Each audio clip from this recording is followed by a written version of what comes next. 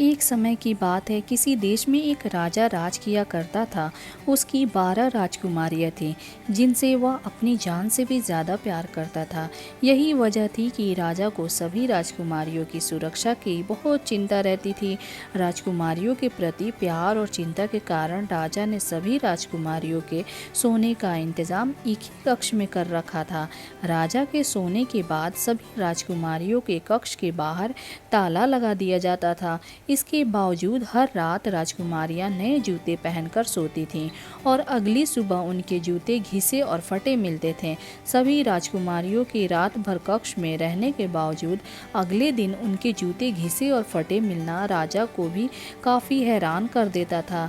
राजा ने इस बात की जानकारी के लिए कई प्रकार के प्रयास किए, लेकिन फिर भी इस रहस्य से पर्दा नहीं उठ सका कि हर सुबह राजकुमारियों के नए जूते फटे और घिसे क्यों मिलते थे। एक बात की सच्चाई पता लगाने के लिए एक दिन राजा ने घोषणा करवा दी कि जो भी राजकुमारियों के इस रहस्य के बारे में जानकारी देगा, उसका विवाह राजा उस व्यक्ति की पसंद की अपनी किसी भी एक बेटी के साथ करवा देगा। विवाह के साथ ही उस व्यक्ति को भविष्य में राज्य का राजा भी बनाया जाएगा। इस प्रकार की घोषणा सुनकर कई राजकुमारों ने प्रयास किया, लेकिन सभी असफल रहे। एक दिन उस राज्य से एक बहुत छोटे देश का राजकुमार गुजर रहा था, जो किसी राजा के हाथों अपना राज्य गंवा चुका था।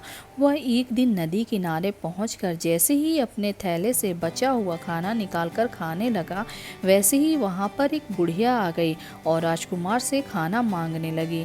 राजकुमार ने बिना कुछ सोचे अपना भोजन उस बुढ़िया को दे दिया। बुढ़िया ने खाना खाकर उसे उस राज्य की घोषणा के बारे में बताया और जाते जाते उसे एक जादुई चोंगा दे गई। उस जादुई चोंगे की खास बात ये थी कि जो भी उसे उड़ता है वह गायब हो जाता था।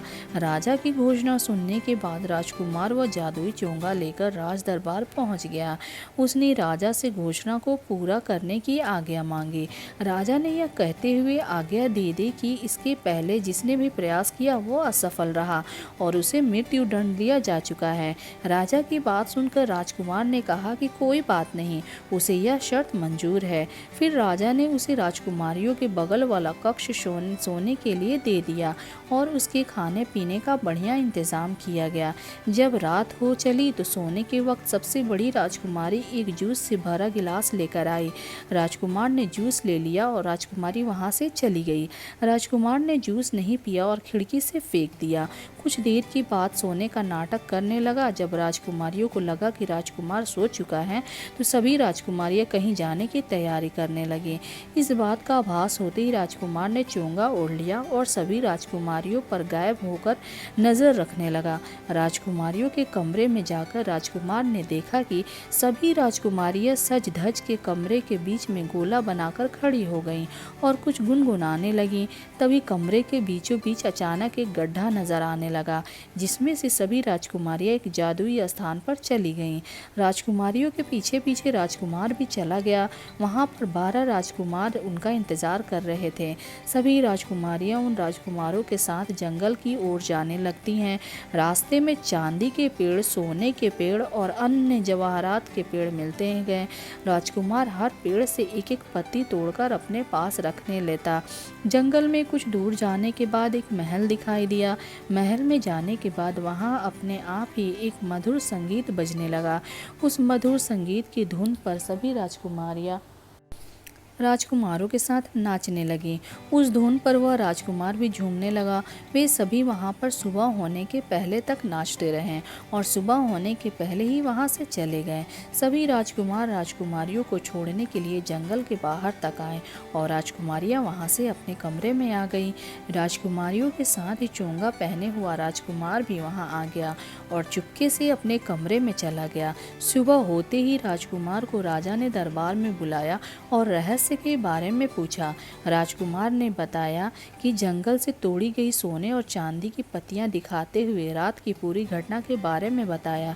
जब राजा ने राजकुमारियों से इस बारे में पूछा तो सभी राजकुमारियों ने हामी भरते हुए सिर हिलाया। इस बात को सुनकर राजा ने राजकुमार की शादी उसकी पसंद की सबसे छोटी राजकुमारी के साथ करवा दी और उसे उस राज्य का राजा बना दिया। नया राजा अपनी रानी के साथ सुखपूर्वक रहने लगा। कुछ दिनों के बाद वह राजकुमारियों के साथ उस रहस्यमयी महल की ओर गया और अन्य राजकुमारियों की शादी उन राजकुमारों के साथ करवा दी जिनके साथ वे सभी रात में नाचने जाती थीं। इसके बाद सभी खुशी खुशी रहने लगे।